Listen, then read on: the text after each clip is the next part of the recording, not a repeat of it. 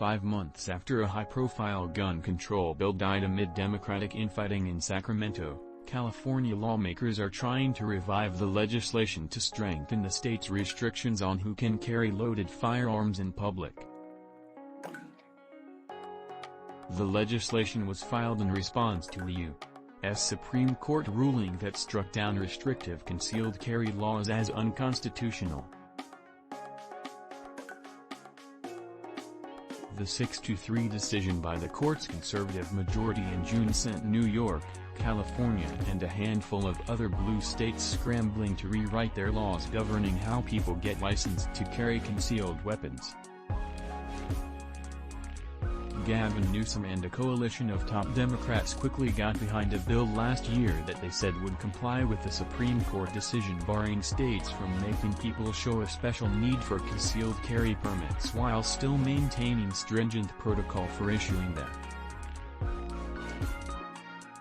But gun rights advocates earned a rare and unexpected victory on the final night of the legislative session, when bickering among Assembly Democrats tanked the measure.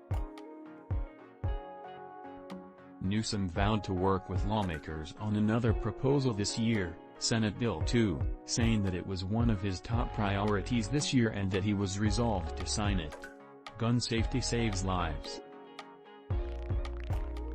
More guns, more lives lost, Newsom said during a Wednesday news conference in Sacramento.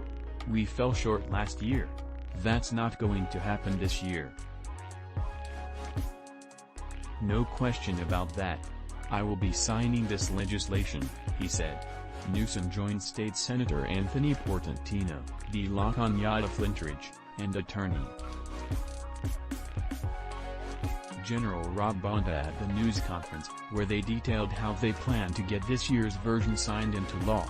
To start, the new version of the legislation includes a procedural change from last year's bill that makes it easier to pass.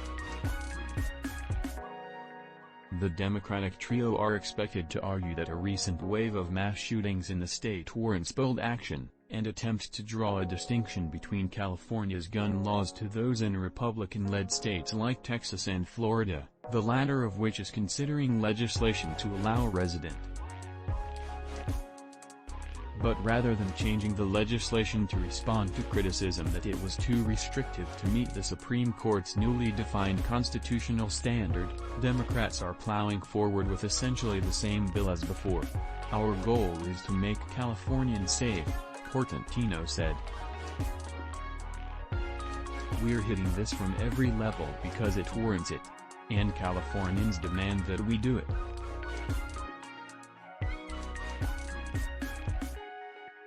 Portantino's bill, like last year's, includes a lengthy list of so-called sensitive places where firearms would be prohibited, such as government buildings and schools, medical facilities, public transit, places of worship, parks, playgrounds and bars.